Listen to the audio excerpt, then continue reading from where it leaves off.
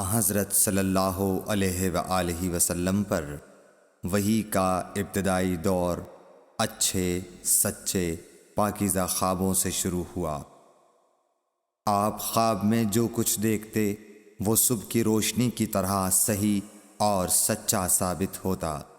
پھر من جانب قدرت آپ تنہائی پسند ہو گئے اور آپ نے غار حرا میں خلوت نشینی اختیار فرمائی اور کئی دن اور رات وہاں مسلسل عبادت اور یاد الہی و ذکر میں مشغول رہنے لگے۔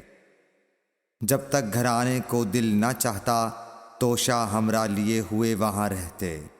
توشہ ختم ہونے پر ہی اہلیہ محترمہ حضرت خدیجہ رضی اللہ تعالی عنہا کے پاس تشریف لاتے اور کچھ توشہ ہمراہ لے کر پھر وہاں جا کر خلوت گزین ہو جاتے۔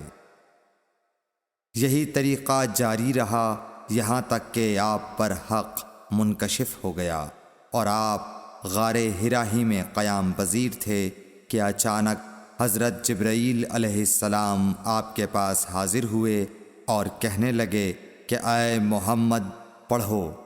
آپ فرماتے ہیں کہ میں نے کہا کہ میں پڑھنا نہیں جانتا۔ آپ صلی اللہ علیہ وسلم فرماتے ہیں کہ فرشتے نے مجھے پکڑ کر اتنے زور سے بھینچا کہ میری طاقت جواب دے گئی۔ پھر مجھے چھوڑ کر کہا پڑھو۔ میں نے پھر وہی جواب دیا کہ میں پڑھا ہوا نہیں ہوں۔ اس فرشتے نے مجھ کو نہایت ہی زور سے بھینچا کہ مجھ کو سخت تکلیف محسوس ہوئی۔ پھر اس نے کہا کہ پڑھ۔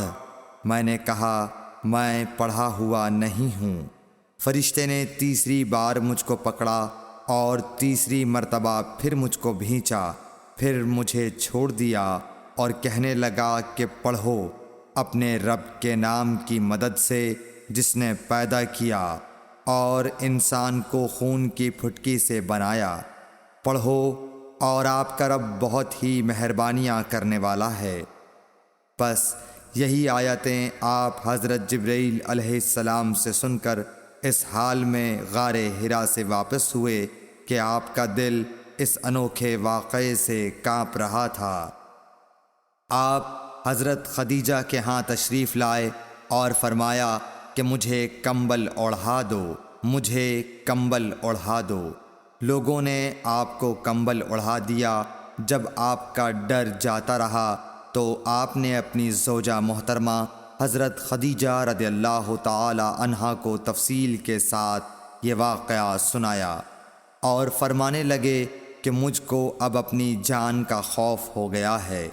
آپ کی اہلیہ محترمہ حضرت خدیجہ رضی اللہ تعالی عنہا نے آپ کی ڈھارس بندھائی اور کہا کہ آپ کا خیال صحیح نہیں ہے۔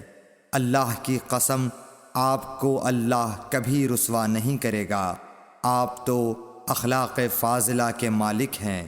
آپ تو کنبہ پرور ہیں، بے کسوں کا بوجھ اپنے سر پر رکھتے ہیں، مفلسوں کے لیے آپ کماتے ہیں، مہمان نوازی میں آپ بے مثال ہیں اور مشکل وقت میں آپ امر حق کا ساتھ دیتے ہیں۔ ایسے اوصاف حسنہ والا انسان یوں بے وقت ذلت و خواری کی موت نہیں پا سکتا۔ پھر مزید تسلی کے لیے حضرت خدیجہ رضی اللہ تعالی عنہا آپ کو ورقہ بن نوفل کے پاس لے گئیں جو ان کے چچا زاد بھائی تھے اور زمانہ جاہلیت میں نصرانی مذہب اختیار کر چکے تھے اور عبرانی زبان کے کاتب تھے۔ چنانچہ انجیل کو بھی حسب منشائے خداوندی عبرانی زبان میں لکھا کرتے تھے۔ انجیل سریانی زبان میں نازل ہوئی تھی، پھر اس کا ترجمہ عبرانی زبان میں ہوا۔ ورقہ اسی کو لکھتے تھے۔ وہ بہت بوڑھے ہو گئے تھے، یہاں تک کہ ان کی بینائی بھی رخصت ہو چکی تھی۔